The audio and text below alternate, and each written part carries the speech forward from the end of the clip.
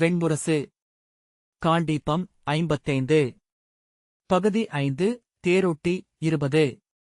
வாசிப்பது சந்தீப். அரிஷ்டநேமி தங்கியிருந்த பாறைப்பிளவை நோக்கி செல்லும்போது அர்ஜுனன் தனது காலடியோசை சூழ்ந்திருந்த மலைப்பாறைகளில் பட்டு பெருகி எழுவதை அறிந்தான். பல நூறு உறுதியான காலடிகள் அக்குகை வாயில் நோக்கிச் சென்று கொண்டிருப்பது போல. அவ்வோசை கேட்டு முட்புதர்களிலிருந்து சிறகடித்தெழுந்த பறவைகள் வானில் சுழன்று படபடத்தன. கீழே பரவியிருந்த கூர்முட்களில் அச்சிறகுகளின் நிழல்கள் படிந்து கிழிப்பட்டுச் செல்வதைக் கண்டான். காலையொளியில் அவற்றின் நிழல்கள் சரிந்து நீண்டிருக்க முட்கள் மேலும் கூர்நீற்றிக் கொண்டிருந்தன. அவனுக்கு வலப்பக்கம் எழுந்த கரிய பாறையில் முட்புதர் ஒன்றின் நிழல் கூர் உகிர்களுடன் அள்ளிப் பற்றுவதற்காக நீண்ட குருதி தெய்வத்தின் கொடுங்கை போல் நின்றிருந்தது. காலை வெயிலின் வெக்கையில் ஒரு கணம் நின்று திரும்பி நோக்கியபோது அப்பகுதி முழுக்க நிறைந்திருந்த முட்புதர்களும் அவற்றின் நிழல்களும் இளங்காற்றில் அசைவது கனவொரு போல தோன்றியது. அவன் நிழல் இழுபட்டு நெய்ந்து மீண்டும் உயிர் கொண்டெழுந்து சென்றது. அவன் குகை வாயிலை அடைவதற்குள்ளாகவே நிழல் அதை அடைந்துவிட்டது. அதைக் கண்டு உள்ளிருந்து அரிஷ்டநேமி வெளியே வந்தார். கையில் சிறிய மரவரி மூட்டை ஒன்று வைத்திருந்தார். அவனைக் கண்டதும் புன்னகைத்து, வருக என்றார். அர்ஜுனன், பணிகிறேன் மூத்தவரே என்றான். அரிஷ்டநேமி, நீங்கள் யோகி. நான் ஊழ்தம் துறந்து இல்லறம் ஏகுபவன். இனி உங்களைப் பணிய வேண்டியவன் நானே என்றார். ஆம், ஆனால் என்று அர்ஜுனன் தயக்கமாகச் சொல்ல, அதுவே முறை என்றார் அரிஷ்டநேமி உறுதியாக. அர்ஜுனன் தலையசைத்தான். அரிஷ்டநேமி குகையை மீண்டும் ஒருமுறை நோக்கிவிட்டு கிளம்புவோம் என்று உரைத்தார். அர்ஜுனன் தன் உள்ளத்தில் ஓடிய எண்ணம் அவரை அடையலாகாது என்று எண்ணிய போதே அவர் அந்த மூட்டையை திருப்பி குகைக்குள் வீசிவிட்டு அவரிடம் திரும்பி புன்னகையுடன், எத்தனை எளிய உயிர்கள் மனிதர்கள்! நான் நாடாளச் செல்கிறேன். இக்குகையிலிருந்து இந்த மரவுரியையும் திருவோட்டையும் கொப்பரையையும் கொண்டு செல்வதனால் என்ன பொருள் என்றார். அர்ஜுனன், இந்நாட்களின் நினைவாக இவை தங்களுடன் இருக்கலாமே என்றான். அவர் பொறுமையின்றி கையசைத்து, இந்நாட்களின் நினைவு என்னுள் எஞ்ச வேண்டியதில்லை என்றார். பின்பு பெருமூச்சுடன், எஞ்சாது இருக்குமெனில் நன்று. இனி நான் இருக்குமிடத்தில் பொருந்தி அமைய முடியும் என்றார். செல்வோம் மூத்தவரே என்றான் அர்ஜுனன். ஆம் என்றபடி அவர் இரு பாறைகளில் காலெடுத்து வைத்து கடந்து முட்புதர்கள் நடுவே இறங்கினார். படியாக அமைந்த பாறையில் கால் வைத்து திரும்பி அக்குகையை ஒரு கணம் நோக்கிய பின், இருங்கள் என்றபடி பாறைகளில் தாவி ஏறி உடலை மண்ணோடு படிய வைத்து கைகளால் உந்தி மலைப்பாம்பைப் போல் அதற்குள் நுழைந்தார். திரும்பி வருகையில் அவர் கையில் ஒரு சிறிய உருளைப்பாறை இருந்தது. இப்பாறையை நான் என்னுடன் வைத்திருந்தேன் என்றார். முகம் மலர்ந்திருந்தது. இது என் உள்ளத் துணைவன். முதல் நாள் இப்பாறைக்குள் என்னை அமைத்துக் கொண்டபோது கல்லில் சிறைப்பட்ட தேரை என உணர்ந்தேன். உண்மையில் திறந்த பெரும்பளி 9 புறமும் உடைத்து என்னை பீரிட்டு பரவ வைக்கிறது என்று தோன்றிய போது இந்தச் சிறு குகையை தேர்ந்தெடுத்தேன். உள்ளம் என்பது ஒரு சிறிய கற்பூரத் துண்டு. அதை சிறு பேழைக்குள் அடக்கி வைத்தாக வேண்டுமென்று எனக்கு ஊழ்கநெறி கற்றுத்தந்த அருகப்படிவர் சொன்னார். ஆனால் அவர் எனக்கு இச்சிறிய அறையை சுட்டிக் காட்டிய போது அச்சத்தில் என் உடல் விரைத்துக் கொண்டது. இதற்குள் நுழையவே என்னால் முடியுமென்று தோன்றவில்லை. முதுகெலும்பை நிமிர்த்தி அமர்வதற்கு இதற்குள் இடமில்லை. இதுவே உன் இடம், உன்னை குறுக்கு. உடல் குறுகுகையில் உள்ளமும் குறுகும். உன்னிடம் எழுபவை வானில் விரியாது உன்னிடத்திலேயே திரும்பி வரும். அவை உன்னில் அமிழட்டும். அதுவே ஊழ்கத்தின் முதல் நிலை என்றார். அவர் சென்றபின் நாளெல்லாம் இந்த சிறிய குகை வாயிலில் தயங்கியும் அஞ்சியும் விழைந்தும் வெறுத்தும் அமர்ந்திருந்தேன். பின்பு முழந்தாளிட்டு கால்களை நீட்டி கைகளை உந்தி இதனுள் நுழைந்தேன். கருவறை விட்டு வெளிவரும் குழந்தை அதற்குள்ளேயே திரும்பிச் செல்வது போல என்று தோன்றியது. உள்ளே குளிர்ந்து இருண்ட அமைதி செறிந்திருந்தது. சில கணங்களுக்குள் என் முதுகெலும்பு வலி கொள்ளத் தொடங்கியது. அதற்குள் நெடுநேரம் அமர முடியவில்லை. என்னால் முடியாது என்றபின் மீண்டும் வெளிவர முயன்றேன்.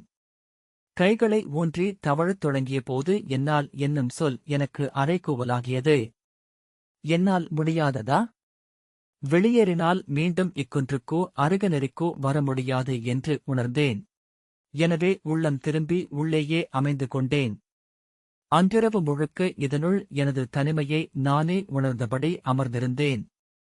மறுநாள் புலரியில் தவழ்ந்து வெளிவந்தபோது என் முதுகு பல துண்டுகளாக உடைந்துவிட்டது போல் வலித்தது. வெளியே விரிந்து கிடந்த ஒளிப்பெருக்கில் கண்கள் கூசின. காற்று நாற்புறமும் என்னை தழுவியது. பின்னர் விழிதிறந்து நோக்கியபோது காற்றில் புகை என சிதறடிக்கப்பட்டேன். கரைந்து மறைந்தேன். கைகளை விரித்தபடி இங்குள்ள ஒவ்வொரு பாறையிலிருந்தும் இன்னொரு பாறைக்கு தாவினேன். வானை நோக்கி அண்ணாந்து பெருங்குரலெடுத்து கூவினேன். நெஞ்சில் அரைந்து பொருளற்ற ஒலியை எழுப்பினேன். பின்னர் கண்ணீருடன் சோர்ந்து ஒரு பாறை மேல் அமர்ந்து விம்மினேன். தன்னுணர்வடைந்தவுடன் எழுந்து ஓடி மீண்டும் குகைக்குள் ஒண்டிக் கொண்டேன். நத்தை தன் ஓட்டுக்குள் என. நத்தையல்ல, ஆமை. கைகால்களை நீட்டினால் மட்டுமே உண்ண முடியும், செல்ல முடியும். ஆனால் எத்தனை நல்லூழ் கொண்டது! விழைந்த கணமே கருவறையிருளுக்குள் மீண்டுவிடும் வாய்ப்புள்ள உயிர்கள் பிரிதவை. எத்தனை நாள் என் உள்ளம் கொந்தளித்துக் கொண்டிருந்தது என்று இன்று எண்ணினால் வியப்பேற்படுகிறது. இக்குகை என் அகம். இம்மலையுச்சி பாறைவழி என் புறம். இக்குகை என் உள்கம். அந்த வானம் என் விழைவு. துலாக்கோலில் முடிவிலா அசைவு என்று உள்ளத்தை அருக நெறி சொல்கிறது. துலாக்கோலின் முள்புயலில் ஆடும் பாய்மரக்கலத்தின் சுக்கான் என கொடுநடனமிட்ட நாட்கள் அவை. பின்புதான் இக்கூழாங்கல்லை நான் கண்டு கொண்டேன். கண்மூடி நெடுநேரம் ஊழ்கத்தில் அமர்ந்து ஒன்றுமேல் ஒன்றென விழுந்த எண்ணங்களை ஒருவாறாக சீர்படுத்தி என்னை உணர்ந்து விழித்தபோது இருளுக்குள் ஓரத்தில் இதைக் கண்டேன். என்னை நோக்கியபடி இதுவும் ஊழ்கத்தில் ஆழ்ந்திருப்பதாக தோன்றியது. குகைக்குள் நோக்கினேன். இக்குகைக்குள் அவ்வாறு பல நூறு உருளைக்கற்கள் காலகாலமாக அழியாத்தவத்தில் அமைந்துள்ளன. அவற்றுக்கு துலாமுள்ளின் நிலை கொள்ளாமை இல்லை. தனிமை இல்லை. விழைவுகளின் இமையாவிழி இல்லை. இக்கல்லை எடுத்து என் முன் ஒரு பீடத்தில் அமர்த்தினேன். நீ என் ஊழ்கத் துணைவன், உன் முழுமையும் தனிமையும் என்னுள் திகழ்வதாக என்று சொல்லிக் கொண்டேன். இளையோனே, வாரக்கணக்காக இதனுடன் நான் உரையாடியிருக்கிறேன். கண்ணீருடன் மன்றாடியிருக்கிறேன். பணிந்து வழுத்தியிருக்கிறேன். பின்பு எங்கள் இருவருக்கும் நடுவே இருந்த தொலைவு கரைந்தெழுந்தது. முழுமையான இணைவு அவ்வப்போது வந்து போயிற்று. இக்குகை இருளுக்குள் நாங்கள் இருவரும் ஒருவரை ஒருவர் அறிந்தோம். என் அலைக்கழுதல்களை இதுவும் இதன் அகாலத்தை நானும் அறிந்தோம். அவர் கூழாங்கல்லை கையில் விரித்துக் காட்டினார். எத்தனை அரியது! உருவமென்று ஒன்றுள்ளது, ஆனால் அவ்வுருவுக்கு முற்றிலும் பொருளில்லை. பொருளுண்டென்றால் அது பயன் சார்ந்தோ செயல் சார்ந்தோ உருவானதல்ல, காலத்தின் விருப்பு சார்ந்து காலமாகி வந்த காற்றும் மழையும் செதுக்கி எடுத்தது. உள்ளீடும் புறவடிவம் ஒன்றேயான இருப்பென்பது நல்லோள் அன்றி வேறென்ன? உட்கரந்துரையும் ஒன்றுமில்லை. உருமாறி அடைவதற்கோ உருவழுதல் மூலம் இழப்பதற்கோ ஏதுமில்லை. அரிஷ்டநேமி புன்னகையுடன் இத்தனை சொற்களால் இதனை வகுத்துரைக்க முயல்கிறேன். நேற்றுவரை இச்செயலை ஒருபோதும் செய்ததில்லை. இன்று நீங்கள் எனக்கு ஒரு முன்னிலையாகி வந்துள்ளீர்கள். சொல்லிச் சொல்லி கடக்க முயல்கிறேன். அல்லது சொல்லாக்கி சேர்த்துக் கொள்ள விழைகிறேன் என்ற பின் தன் இடையாடையின் கச்சையில் அக்கல்லை சுருட்டி உள்ளே வைத்துக் கொண்டார். அது எதற்கு உங்களுடன் மூத்தவரே? என்றான் அர்ஜுனன். நான் இங்கிருந்த இந்நாட்களின் நினைவாக என்றார் அரிஷ்டநேமி.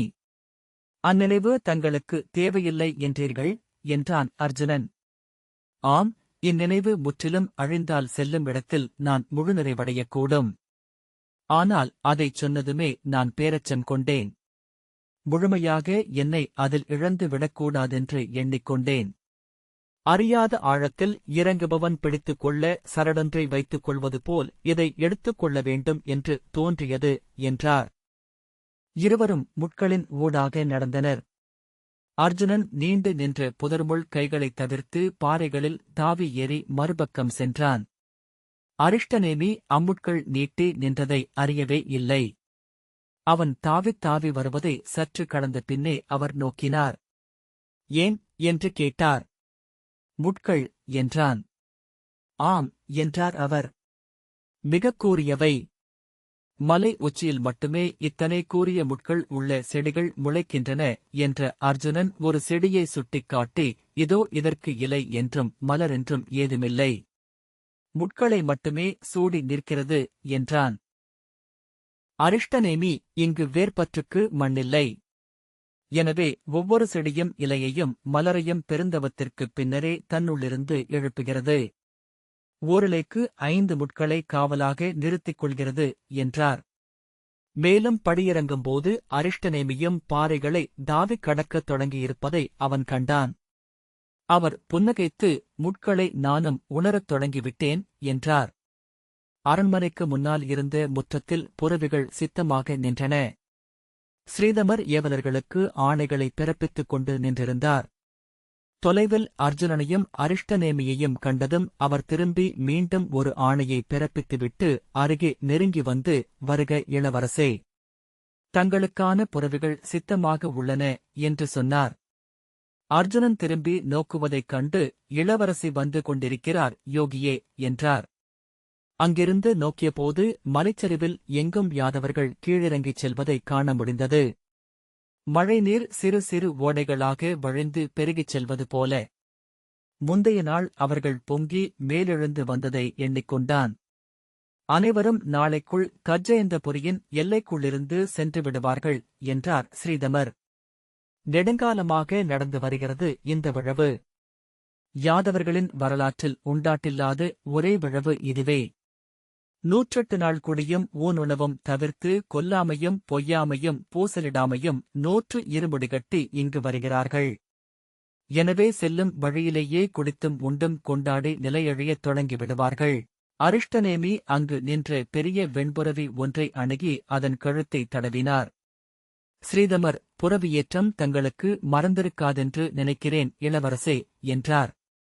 ஆம், புறவியேறி நெடுநாட்கள் ஆகின்றன என்றார். விலங்குகளின் மேல் ஏறுவது கருணைக்கு மாற்றானது என்ற எண்ணம் எனக்கிருந்தது என்றபின் புன்னகைத்து, இனிமேல் ஏவலர்களின் மேல், படைவீரர்களின் மேல், குடிகளின் மேல், அயல் நாட்டவர் மேல் என வாழ்நாளெல்லாம் உயிர்களின் மேலேயே பயணம் செய்யப் போகிறேன். இது ஒரு தொடக்கமாக இருக்கும் என தோன்றுகிறது என்றார். அப்புறவி திரும்பி அவரது தோளை தன் செந்நீல நாக்கால் நக்கியது. அது தாங்கள் ஏறுவதை விரும்புகிறது என்றார் ஸ்ரீதமர். ஆம், அதற்கு அது பழக்கப்பட்டுள்ளது. நான் துவாரகைக்குள் நுழையும்போது அங்குள்ள குடிகளும் வீரர்களும் மகிழ்ந்து கூச்சலிட்டு என்னை வரவேற்பார்கள். வாளேந்தி அவர்களை போருக்கு அழைத்துச் சென்றால் என்னை வாழ்த்தியபடி தொடர்வார்கள். அவர்களின் குருதிமேல் நின்று நான் முடிசூடிக் கொண்டால் என்னை குலதெய்வமாக ஆக்கி கோயில் கட்டுவார்கள். அர்ஜுனன் தொலைவில் சுபத்திரை வருவதைக் கண்டான். சேடி ஒருத்தி அவளுடைய மாந்தோல் பயண மூட்டையுடன் பின்னால் வந்தாள். தோலால் ஆன இடையாடையும் உடலுக்கு குறுக்காகச் சென்ற செவ்வண்ணம் பூசப்பட்ட காப்பிரி நாட்டு மெந்தோல் மேலாடையும் அணிந்து குழலை கொண்டையாகக் கட்டி தலைக்குப் பின் சரித்து அணிகள் ஏதும் இல்லாமல் நடந்து வந்தாள். அவளுடைய இறுகிய தசைகள் அந்நடையில் குதிரைத் தொடைகள் போல் அதிர்ந்தன. அருகே வந்து அரிஷ்டநேமியை வணங்கி, நான் மதுராவின் இளவரசி சுபத்திரை. மூத்தவரை வணங்குகிறேன் என்றாள். அரிஷ்டநேமி கைதூக்கி அவளை வாழ்த்தி, நாம் கிளம்புவோம் என்றார். அர்ஜுனனை நோக்கி புன்னகைத்து, சித்தமாகிவிட்டீர்களா என்றாள். அர்ஜுனன், ஆம் இளவரசி என்றபின் புறவியில் ஏறிக்கொண்டான். அரிஷ்டநேமி எளிதாக கால் தூக்கி வைத்து தன் புறவியின் மேல் ஏறினார். சுபத்திரை தன் தோல் மூட்டையை வாங்கி அணுக்கனிடம் கொடுத்துவிட்டு தன் புறவியை நோக்கிச் சென்றாள். ஸ்ரீதமர் அர்ஜுனன் அருகே வந்து அவன் புறவியின் கழுத்தை நீவியபடி, ஒரு புறம் ஊழ்கப்படிவர் மறுபுறம் காதலிளம் கன்னி. சிறந்த பயணத்தை தங்களுக்கு அமைத்திருக்கிறார் இளைய யாதவர் பாண்டவரே என்றார். அர்ஜுனன் அவர் விழிகளை நோக்கி ஆம் என்றான். பின்பு புன்னகைத்து, எனது துலாமுள் எத்திசைக்கு சாயும் என்று எனக்கு உண்மையிலேயே தெரியவில்லை ஸ்ரீதமரே என்றான். ஸ்ரீதமர், இளைய பாண்டவர் எந்தெந்த விசைகளால் ஆக்கப்பட்டவர் என்பது எனக்கே தெரியும், யாதவருக்கு தெரியாமல் இருக்குமா என்றார். அர்ஜுனன், தெரிந்திருக்கலாம், எனக்கு அவை எவை எனத் தெரியாது என்றான். முன்னால் நின்றிருந்த காவலர் தலைவன் தன் கொம்பை எடுத்து ஊத பயணத்திற்கென்று சித்தமாக நின்ற யாதவர்கள் கைகளை தூக்கி துவாரகை வாழ்க, நேமியம் சங்கம் வாழ்க, கருடக்கொடி எழுக என்று கூவினர். தலை வணங்கி ஸ்ரீதமரிடம் விடை பெற்று அர்ஜுனன் புரவியை காலால் செலுத்தினான். 3 புரவிகளும் இணையாக மலைச்சரிவில் இறங்கத் தொடங்கின. வளைந்த பாதையில் கூழாங்கற்களின் மேல் புரவியில் இறங்கியபோது அரிஷ்டநேமி ஒழுக்கத்தில் இறங்கியவர் போல் பாதி விழி மூட கால்களன்றி உடற்தசைகள் எவற்றிலும் அசைவின்றி அமர்ந்திருந்தார். கஜேந்திரபுரியின் பொழுதி படிந்த பாதையில் அவர்கள் செல்லத் தொடங்கியதும் இருபக்கமும் இருந்த இல்லங்களிலிருந்த அருக நெறியினர் மஞ்சள் அரிசியையும் மலர்களையும் அவர்கள் மேல் வீசி அருகர் பெயர் சொல்லி வாழ்த்தி விடை கொடுத்தனர். இளம் சிறுவர்கள் அவர்களை நோக்கி கூச்சலிட்டு கைகளை வீசி குதித்தனர். யாதவர்கள் நகருக்குள் வரும்போதிருந்து உள்ள எழுச்சிகள் முற்றிலும் அகன்று துயரும் கலந்த எடை உடல் தசைகளை அழுத்த தளர்ந்த கால்களை எடுத்து வைத்து மெல்ல நடந்தனர். பொதி வண்டிகள் வலி மிகுந்தவை போல முனகியபடி சென்றன. அத்திரிகளும் கழுதைகளும் இருபுறமும் தொங்கிய எடைகளை நிகர் செய்தபடி மழை நனைந்து ஈரமான முரசுத்தோலில் கோல்குண்டுகள் விழுவது போல ஓசையிட்டு குழம்புகளை வைத்து மெல்லச் சென்றன. கஜேந்திரபுரியில் இருந்து யாதவர்கள் விலகிச் செல்வது வெயில் இழுபட்டு அந்திக்கதிரவன் அணைதல் போல் அர்ஜுனனுக்கு தோன்றியது. அவர்கள் விலகிச் செல்ல அசைவின்மையும் இருளும் கஜேந்திரபுரியின் இல்லங்கள் அனைத்திலும் படிந்து மூடின. அரைப்பாலை நிலத்தின் தொடுவானம் அவர்களை அரைவட்டமாக வளைத்திருந்தது. கூரிய படையாழை ஒன்றின் முனை போல. அவனருகே புரவியில் வந்த சுபத்திரை தொடுவானை சுட்டிக்காட்டி வெண்பட்டு நூலை வட்டமாக இழுத்துக் கட்டியது போல என்றாள். அவன் திரும்பி அவளை பார்த்து புன்னகை செய்தான். தொடுவான் நோக்கி புரவியில் விரைய வேண்டும் என்று எப்போதும் எண்ணிக்கொள்வேன் என்றாள். ஏன் என்று அவன் கேட்டான். நான் அடைய விரும்புவன எல்லாமே தொடுவானுக்கு அப்பால் இருப்பது போல தோன்றும் என்றாள் சுபத்திரை. இளமையின் கனவு என்று அர்ஜுனன் சொன்னான். வாழுமிடத்துக்கு அப்பால் வெல்ல வேண்டியவை அனைத்தும் குவிந்து கிடப்பது போல் உணரும் உளநிலை. அது ஒருமுறை கிளம்பிச் சென்று நோக்கினால் தெரியும். தொடுவானம் என்பது ஒன்றில்லை. மீண்டும் மீண்டும் நிகழும் முடிவில்லாத வாழ்விடங்களைத்தான் நாம் கண்டு கொண்டிருக்கிறோம். அதை நானும் அறிந்துள்ளேன் என்றாள் சுபத்திரை. ஆயினும் இக்கனவுகள் இப்படியே இருக்கட்டும் என்று எண்ண விழைகிறேன். முன்னால் வந்து நின்ற முதிய யாதவர் இனிமேல் பாலைவனப்பாதை யோகியே, விரைந்து சென்று முதல் சோலையை அடைந்தாக வேண்டும் என்றார். செல்வோம் என்றான். புழுதித்திரைக்கு அப்பால் சென்று கொண்டிருந்த முன்னோடிக் காவலன் தன் கொம்பை எடுத்து ஊதினான். அதுவரை ஒன்றன்பின் ஒன்றென நிறை வகுத்து வந்து கொண்டிருந்த யாதவர்களின் கூட்டம் நாரைக் கூட்டம் போல பிரிந்து பல தனிநிறைகளாக ஆகி பாலைவனத்தில் செல்லத் தொடங்கியது. எவனோ ஒரு சூதன் குறுமுழவை மீட்டி பாடத் தொடங்கினான். காளியனை வென்று களிநடமிட்ட கரிய குழந்தையின் அழகை. அர்ஜுனனின் அருகே வந்த சுபத்திரை இளமை முதலே இப்பாடலை கேட்டு வருகிறேன் என்றாள். அர்ஜுனன் அவளை நோக்காமல், யாதவ பெண்கள் அனைவரும் பெற்றெடுக்க விழையும் குழந்தை அல்லவா அது என்றான். அவள் முகம் சிவப்பதை திரும்பி நோக்காமலே காண முடிந்தது. ஆம் என்று அவள் சொன்னபோது அது ஒரு பெருமூச்சு போல் ஒலித்தது. பெருந்திறன் கொண்ட வீரன் ஒருவனை பெற விரும்பாத பெண் யாரும் இருக்க முடியாது என்று அவள் சொன்னாள். அர்ஜுனன் தன் புரவியின் குளம்படி ஓசையை உற்றுக் கேட்டுக்கொண்டு சில கணங்கள் சென்று கொண்டிருந்தான். தன் உடல் எங்கும் அந்த ஓசை ஒலிப்பதை உணர்ந்தான். பின்பு இளைய யாதவருக்கு இணையாகவே பாரத வருஷமெங்கும் அர்ஜுனன் பெயரும் சொல்லப்படுகிறது என்றான். அவள் உடல் கொள்ளும் குறுகலை தன் முதுகே எப்படி உணர்கிறது என்னும் வியப்பு அவனுக்கு ஏற்பட்டது. அவள் ஒன்றும் சொல்லவில்லை என்று கண்டு மீண்டும் அவர்கள் இருவரையும் பேருருவம் கொண்ட ஒன்றின் 2 முகங்கள் என்று சொல்லும் வழக்கமுண்டு என்றான். அதற்கும் அவள் ஒன்றும் சொல்லவில்லை. அர்ஜுனன் சினம் கொண்டான். அஸ்தினபுரியில் பெண்கள் இளைய யாதவனை கனவு காண்பது குறித்து சூதன் ஒருவன் பாடிய ஏளனப் பாடலை கேட்டேன். இளைய பாண்டவனுக்கு தங்கை முறையும் தமக்கை முறையும் தாய்முறையும் கொண்டவர்கள் அவனுக்கு மாற்றென இவனை விழைகிறார்கள் என்றான். அதைக் கேட்டு சூழ்ந்து நின்ற நகர்ப்பெண்கள் ஆடையால் வாய் மூடி நகைத்தனர். அதற்கும் சுபத்திரையிடமிருந்து மறுமொழி ஏதும் வரவில்லை. அர்ஜுனன் திரும்பி அவளை நோக்க அவள் தலை குனிந்து வேறெங்கோ எண்ணத்தை நிறுத்தி வந்து கொண்டிருந்தாள். அர்ஜுனன் ஒரு கணம் உளம் தளர்ந்தான். பின்பு அவளை நோக்கி, தாங்கள் இளைய பாண்டவரையே மணப்பதையே தங்கள் தமையன் விரும்புகிறார் என்று நேற்று யாதவன் ஒருவன் சொன்னான் என்றான். சுபத்திரை ஆம் என்றாள். அங்கேயே அச்சொல்லாடலை விலக்கிச் சென்றுவிட வேண்டும் என்று அவன் உள்ளம் விழைந்தாலும் அர்ஜுனனால் அது முடியவில்லை.